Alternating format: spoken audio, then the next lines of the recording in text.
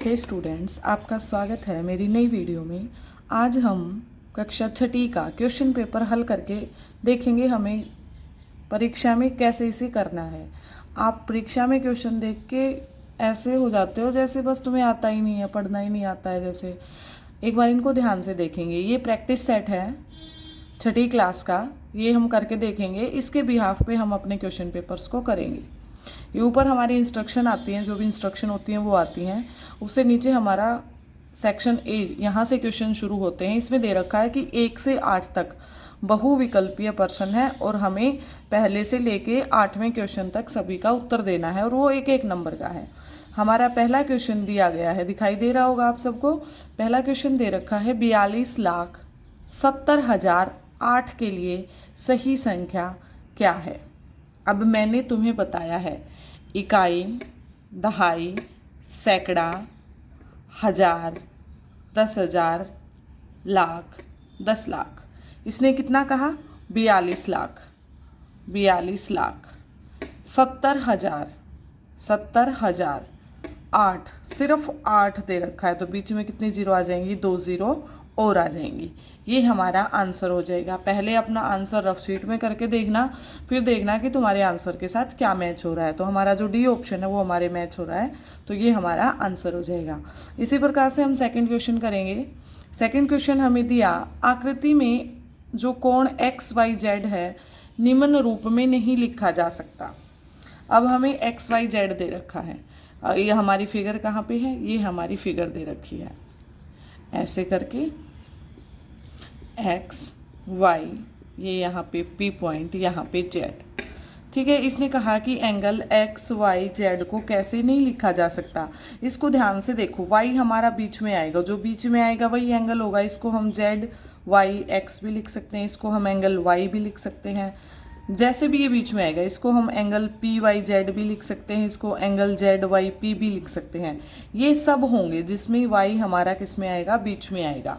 Option देखते हैं हमारे बीच में Y कहाँ कहाँ पे सिंगल है, ये भी ठीक है। एंगल ZYP है, ये भी ठीक है। ये नहीं है, बी वाला जो दे रखा है एंगल ZXY दे रखा है, इसमें X एंगल हो जाएगा, मतलब जो बीच में होता है वही तो हमारा कोण होता है।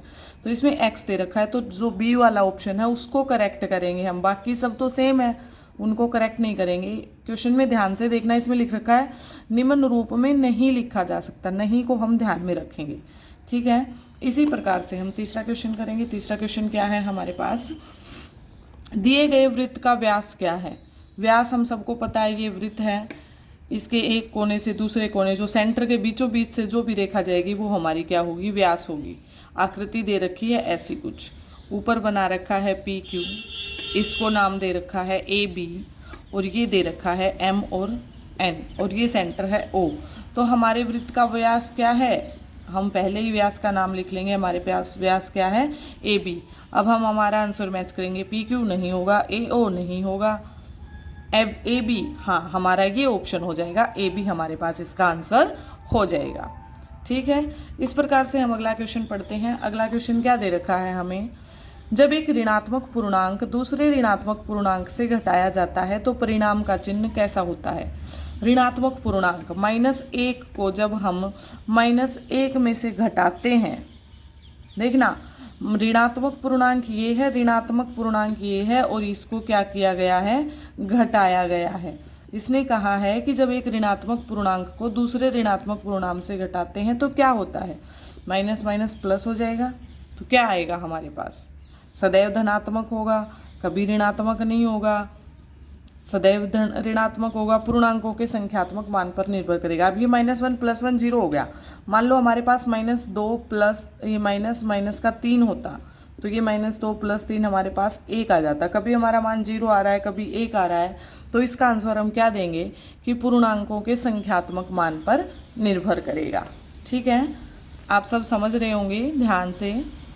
उससे आगे दे रखा है, जब एक पूर्णांक स्वयं में जोड़ा जाता है तो योग पूर्णांक से बड़ा होता है। जब एक पूर्णांक को स्वयं में जोड़ा जाता है तो योग मतलब एक पूर्णांक को दूसरे पूर्णांक में सेम में स्वयं में जोड़ा जाता है, जो प्राप्त होता है वो योग पूर्णांक से बड़ा होता है, जो लिया था उससे बड़ा होता है। यह कथन क्या है? सदैव सत्य होता है। हाँ, हमेशा यह क्या होता है? सत्य होता है। दूसरा पढ़ेंगे कभी सत्य नहीं होता, ये तो गलत हो जाएगा। गैर ऋणात्मक पूर्णांकों के लिए सत्य होता है, ये होगा हमारा केवल तभी सत्य होता है जब पूर्णांक धनात्मक हो। ये सही बात है। जब हमने दोनों पूर्णांक धनात्मक लिए हैं, धनात्मक का मतलब है जब हमने दोनों नंबर को पॉजिटिव लिया है, तब ये हमारा सत्य हो जाएगा। ठीक है, नेक्स्ट करते हैं। सारे ऑप्शन को पढ़ना है, एक ऑप्शन को पढ़ के हम आंसर नहीं दे सकते, सारे ऑप्शन को पढ़ना है, फिर से क्वेश्चन को पढ़ना है कि क्या पूछ रखा है। आगे देखो क्या दिया है। यदि 7 अंकों की सबसे बड़ी संख्या में 1 जोड़ा जाता है, 7 अंकों की सबसे बड़ी संख्या क्या होगी? 7 अंक, और बड़ी संख्या क्या होती है हमारी? 9 होती है, तो 7 बार को 9 लिख सकते हैं। 1 2 3 4 5 6 7। जब इसमें 1 जोड़ा जाता है, 1 जोड़ दो, इसमें कितना बन जाएगा? 0 0 0 0 0 0, और ये 10 हो जाएगा। कितना बन जाएगा ये बताना है। 10,000, 10 लाख, 1 लाख, 1 करोड़, इकाई, दहाई, सैकड़ा, हज़ार, 10,000, लाख, 10 लाख, 1 करोड़। तो हमारा आंसर हो जाएगा हमारे पास 1 करोड़, ये डी वाला ऑप्शन। ठीक है, नेक्स्ट करते हैं। जो और में दे रखे हैं, जैसे ये दोनों क्वेश्चन हैं, ऊपर वाला और नीचे वाला, इनके बीच में और दे रखा, मतलब इनमें से हमें क्या करना है? सिर्फ एक करना है। ठीक है, अगला हमें दिया अंतर्राष्ट्रीय संख्यांकन पद्धति में जो संख्या दे रखी है 5 8 6 9 5 6 7 3, उपयुक्त स्थानों पर अल्प विराम लगाकर निम्न रूप में लिखेंगे। हमने पहले ही पढ़ा है, जो अंतर्राष्ट्रीय प्रणाली होती है उसमें जो हम कोमा लगाते हैं वो 3-3 के बाद लगाते हैं। 3-3 के बाद, स्टार्टिंग में 3 छोड़ेंगे, फिर 3 छोड़ेंगे, लास्ट में तो जितने बचेंगे उतने पे ही लगाएंगे, और हमेशा पीछे से कोमा लगाना शुरू करना है। ठीक है, क्योंकि इकाई, दहाई, सैकड़ा यहीं से शुरू होता है। 3-3 पे कोमा लगा देंगे। ठीक है, हमारी जो भी संख्या बनेगी, ये सी वाला ऑप्शन हमारा आंसर हो जाएगा।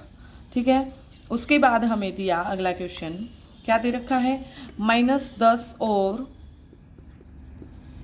-15 के बीच स्थित सबसे बड़ा पूर्णांक क्या होगा? अब मान लो -10 यहाँ है हमारे पास, माइनस के नंबर यहाँ से आते हैं हम, -8, -11, -12, -13, -14, -15। इसने कहा -10 और -15 के बीच सबसे बड़ा पूर्णांक क्या होगा? 10 और 15 के बीच में सबसे बड़ा पूर्णांक जो होगा वो -11 होगा। क्यों? जितनी छोटी संख्या होगी माइनस की वो उतनी ही बड़ी होगी, और जितनी बड़ी होगी उतनी ही वो छोटी काउंट होगी। तो -11 हमारा सबसे बड़ा पूर्णांक हो जाएगा। कंफ्यूज नहीं होना है, -100 सबसे छोटा होता है, -100 छोटा होता है या -1, तो ये छोटा होता है -100 हमारे पास, और -1 जो है वो हमारे पास क्या होता है? बड़ा होता है। ठीक है, ध्यान में रखेंगे इन बातों को। अगला दिया -1 का पूर्ववर्ती पूर्णांक। पूर्ववर्ती और परवर्ती वैसे हमारे सिलेबस में नहीं है, ध्यान रख लेना। पूर्व मतलब पहले आने वाली, बाई चांस अगर कोई क्वेश्चन आ भी जाता है, पहले आने वाली, और परवर्ती होती है बाद में आने वाली, बाद में आने वाली। ठीक है, पूर्ववर्ती -1 का पूर्ववर्ती पूर्णांक क्या है? पूर्ववर्ती पूछा है -1। संख्या रेखा बना लो, सबसे आसान यही है, संख्या रेखा बना लो। इस पे 0 लिखेंगे, -1 लिखेंगे, -2 लिखेंगे, -3 लिखेंगे, यहाँ प्लस का 1 हो जाएगा, प्लस का 2 हो जाएगा, प्लस का 3 हो जाएगा। -1 से पहले कौन आ रहा है? -2 आ रहा है। ठीक है, तो ये हमारा आंसर हो जाएगा। हमारा आंसर दे भी रखा है, ये रहा -2। बाई चांस अगर क्वेश्चन आ जाता है तो। अगला दिया गया हमें 7th पार्ट की दी गई आकृति में BC क्या है? आकृति ये दे रखी है, यहाँ से बंद है, ये है B और C। BC क्या है? रेखाखंड है, रेखा है, कोण है, क्या है? हमने ध्यान से पढ़ा है, जिसका एक किनारा सीमित हो और दूसरे किनारे पे एरो का निशान हो, तो वो हमारे पास क्या होती है? किरण होती है। बेटा बिल्कुल ध्यान से देख लेना वीडियो को, फिर कहीं कंफ्यूज होके गलत करके आओ। जिनके दोनों एंड पॉइंट होते हैं ये हमारे पास क्या होता है? रेखाखंड होता है। ठीक है, जिसका कोई भी एंड पॉइंट ऐसे नहीं होता वो हमारे पास क्या होती है? रेखा होती है। ठीक है। कोण तो सिंपल सी बात है, कोण के लिए तो हमें क्या चाहिएगा, जैसे दो रेखाएं चाहिएंगी या फिर दो किरण चाहिएंगी, ये हमारा होता है कोण। ठीक है, ध्यान से देख लेंगे इसको। अगला करते हैं। तो हमारी BC क्या थी, इसमें एक किरण थी। अगला क्वेश्चन पढ़ेंगे। 8वां है हमारे पास, निम्न में से किस पूर्णांक युग्म में पहला पूर्णांक संख्या रेखा पर दूसरे पूर्णांक के बाईं ओर स्थित होगा। ये पूर्णांक वाला जो चैप्टर है ये हमारे सिलेबस में नहीं आ रहा है, संख्या रेखा वाला जो भी है। बाई चांस कोई क्वेश्चन आ जाता है तो आप कर लेंगे। जैसे संख्या रेखा हमने बना दी, बीच में इसके 0 होता है, एक साइड पॉजिटिव नंबर आते हैं, दूसरी साइड हमारे नेगेटिव नंबर आते हैं। ठीक है, तो इसने क्या कहा है, निम्न में से किस पूर्णांक युग्म में पहला पूर्णांक संख्या रेखा पर दूसरे पूर्णांक के बाईं ओर है। बाईं ओर, बाईं ओर मतलब इस साइड, ये लेफ्ट है हमारा और ये राइट है। ये हमारा दायां पक्ष है और ये हमारा बायां पक्ष है। देखते हैं 10 और -1। अब 10 यहाँ होगा और -1 यहाँ पे होगा, तो पहला ही सही हो जाएगा हमारा। क्या कहा, पहला पूर्णांक दूसरे पूर्णांक के बाईं ओर है। पहला दूसरे के बाईं ओर नहीं बल्कि दाईं ओर है। 10 यहाँ आता है और -1 यहाँ आता है। -5 और -3 सेकंड दिया इसने, -5 और -3, इसमें भी पहला इस साइड नहीं आ रहा बल्कि इस साइड आ रहा है। -3 और 5, ये ऑप्शन सही हो जाएगा। -3 और 5, -3 5 के किस में आ रहा है, पहला पूर्णांक जो है वो दूसरे के किस में आ रहा है, बाईं ओर में आ रहा है, तो ये ऑप्शन हमारा सही हो जाएगा। ठीक है, इस प्रकार से हम हमारे क्वेश्चन को करेंगे। ये क्वेश्चन पेपर में नहीं आएंगे, मैं सिर्फ तुम्हें एक आइडिया दे रही हूँ कि जो भी क्वेश्चन आ जाए उसको तुम्हें पढ़ के अच्छे से हल करना है। अच्छे से 4 ऑप्शन दिए हुए होंगे, हर एक ऑप्शन तुम्हें मिलता हुआ दिखाई देगा, लेकिन तुम्हें बहुत ध्यान से क्वेश्चन को करना है। ये हमने आज फर्स्ट पार्ट किया है, कल हम सेकंड पार्ट करेंगे। ठीक है, ओके, थैंक यू।